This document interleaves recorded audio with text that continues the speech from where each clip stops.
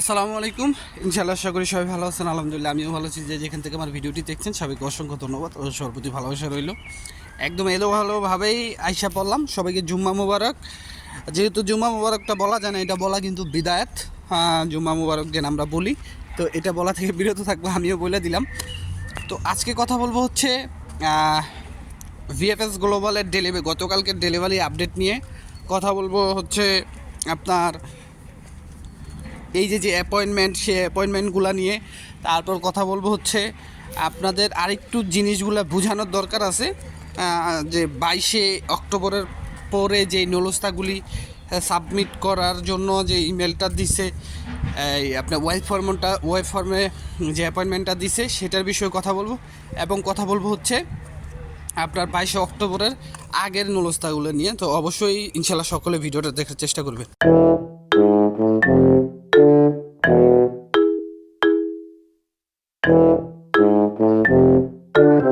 তো সব কিছুর জন্য আলহামদুলিল্লাহ। তো প্রথমে আমি যে বিষয়টা নিয়ে কথা বলতে চাই সেটা হচ্ছে গতকালকের ভিএফএস গ্লোবালের আপডেটটা দিয়ে। আমি গতকাল ঢাকা ভিএফএস গ্লোবালের আপডেটটা হচ্ছে ফ্যামিলি বিষয়ে প্রায় 20টার কাছাকাছি পেয়েছে, স্পন্সার বিষয়ে প্রায় পেয়েছে আপনার 10-12টার কাছাকাছি, এগ্রিকালচার পাইছে প্রায় 7-8টার কাছাকাছি, তারপরে হচ্ছে আপনার স্টুডেন্ট বিষয় এরকম 5-6টা আছে, ট্যুরিস্ট বিষয় আছে 5-6টার মতো।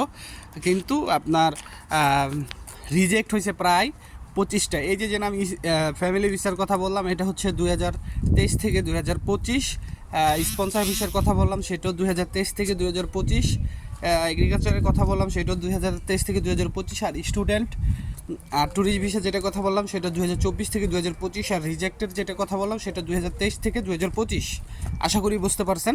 তো এক কথা সিলেট ভিএফএস গ্লোবাল নিয়ে, সিলেট ভিএফএস গ্লোবালের আপডেট হচ্ছে প্রায় 40টার কাছাকাছি, যেখানে আপনার ফ্যামিলি ভিসা পাইছে প্রায় 10টার মতো, স্পন্সর ভিসা পাইছে প্রায় আপনার 60টার মতো, আর এগ্রিকালচার ভিসা পাইছে প্রায় 1টার মতো, ট্যুরিস্ট ভিসাও আছে 1টা না 2টা এরকম, আর রিজেক্টও হয়েছে প্রায় 9 থেকে 10টার মতো।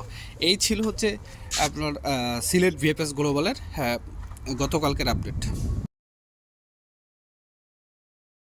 তো চট্টগ্রাম ভিএফএস গ্লোবালের আপডেটটা হচ্ছে ফ্যামিলি ভিসা প্রায় হচ্ছে 10 থেকে 12টার কাছাকাছি ছিল 24 আর 25 সালের।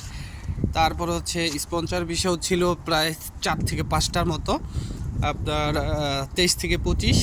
এগ্রিকালচারের ভিসাও আছে 2-1টা, আর যেখানে রিজেক্ট হয়েছে প্রায় 10 থেকে 12টার মতো। তো আপাতত এই ছিল হচ্ছে গতকালকে ভিএফএস গ্লোবালের আপডেট। তো এখন একটু আমি অ্যাপয়েন্টমেন্টের বিষয়টা আরেকটু আপনাদের মাঝে ক্লিয়ার করি। যেহেতু আজকে 4 তারিখ, গতকাল 3 এপ্রিল থেকে কিন্তু ওয়েব ফর্মে অ্যাপয়েন্টমেন্টটা নেওয়া শুরু হয়ে গেছে। তো অযথা আপনারা যারা 22শে অক্টোবরের আগে নলস্তা পেয়েছেন, আপনারা এই জিনিসটাতে ইনভলভ হবেন না, আপনারা এটাতে চেষ্টা করবেন না। শুধু চেষ্টা করে এই যে এই সমস্যাটা যাদের জন্য করা হয়েছে বা যাদের জন্য দেওয়া হয়েছে এই সিস্টেমটা, তাদের জন্য কোনো সমস্যা তৈরি আপনারা করবেন না। যেহেতু আপনাদের জন্য কোনো ধরনের আপডেট এখন তৈরি আসে নাই, এটা আমি কেন, এটা সবাই বুঝতেছি যে এই কাজটা কিন্তু ঠিক হয় নাই। কারণ আগে কিন্তু 2023 থেকে 24-এ যারা আটকা পড়া আসলো তাদের ফাইলগুলির একটা সমাধান করার দরকার ছিল, কিন্তু সেটা তারা না করে তারা কিন্তু যে সিস্টেমটা করছে সেই সিস্টেমটাতে এখন কিন্তু 2025-এ যাদের নলস্তা বের হবে তারাই কিন্তু উপকারী হবে, এবং 2024-এর অক্টোবরের পরে। আশা করি বুঝতে পারছেন। আর আপনাদের গতকালকে আমি একটা সুখবর দিয়েছিলাম, যেটা হচ্ছে ভিএফএস গ্লোবালে কথা বলতে গেছিলো, সেখান থেকে কিন্তু ভিএফএস গ্লোবালের কর্মকর্তা বলছিল যে আপনার 2023-এর যে 22শে অক্টোবরের আগে যেই নলস্তাগুলি আছে, যারা এখন তৈরি অ্যাপয়েন্টমেন্ট পান নাই, আপনাদের জন্য একটা অ্যাপয়েন্টমেন্টের সিস্টেমের নতুন একটা আপডেট আসতে পারে খুব শীঘ্রই। এখন সেটা কবে নাগাদ আসতে পারে এরকমটা বলে নাই, তবে ধারণা হিসাবে বলা হয়েছিল যে আগামী 7-8 তারিখ বা আগামী 1 সপ্তাহের ভিতর আসতে পারে। এখন এই পর্যন্ত আমাদের ওয়েট করতে হবে।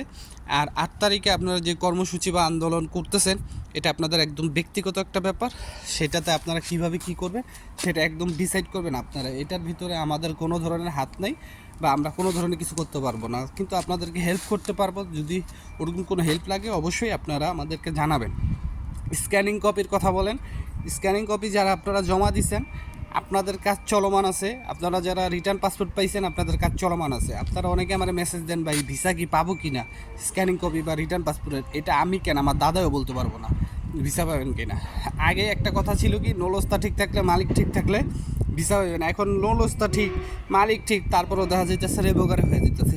সো এখন ভাগ্যের উপরে ডিপেন্ড, কিন্তু মালিকের যদি সব কিছু ঠিক থাকে everything is fine, everything is fire and lovely, যখন হবে তখনই আপনারা ভিসাটা পাবেন ইনশাল্লাহ, আশা করা যায়। আজকের মধ্যে এখানে সবাই ভালো থাকবেন, সুস্থ থাকবেন, সকলের জন্য দোয়া রইল। আসসালামু আলাইকুম, আল্লাহ হাফিজ।